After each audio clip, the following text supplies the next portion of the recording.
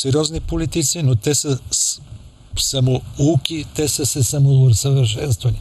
Ние нямаме система и за подготовка на нашите политици.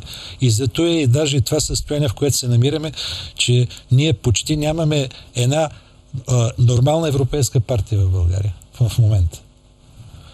А сега по въпроса за шистовия газ.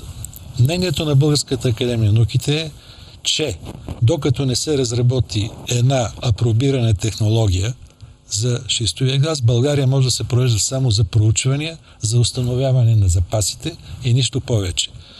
Големия проблем в България, който също и в Румъния, защото аз съм говорил с колегите от Румънската академия на науките, че под там няколко километра под Добруджа има един голям слой вода, питейна вода, която се използва за напояване в Добруджа. Едни евентуално такива в момента шокови удари могат да доведат до това, че тази вода да бъде заразена.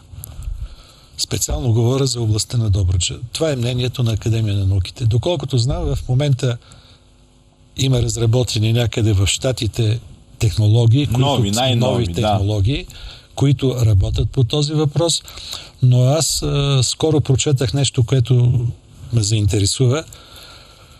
Намерих една статия, за която се говори, че има и научно доказателство, която казва, че нефта не е ограничено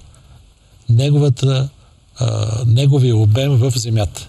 И той не може да бъде лесно изчерпан. Оказва се, че нефта, освен от гниенето на разни биологични продукти, е елемент на възпроизводство в кората на земята, благодарение на топлинните и разни други процеси, които протичат в кората. И даже е имало данни от дълбоки сондажи в Русия и в Съединените щати, които след изчерпване, след няколко години се възобновява производството от тях. Което говори изобщо за цялата картина в момента с срутването на цените на петрола, с тази рязка промяна. Тези цени на петрола ще доведат до едно много интересно разпределение изобщо на световната икономика и на влиянието на някои държави. Ние сега се радваме, че падат цените, но не знаем какво би станало по-нататък.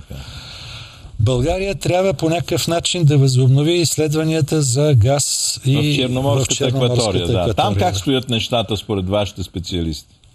Имаше няколко сондажа в южната част на Черно море преди около 4 години, които бяха експериментални и които не дадоха големи надежди.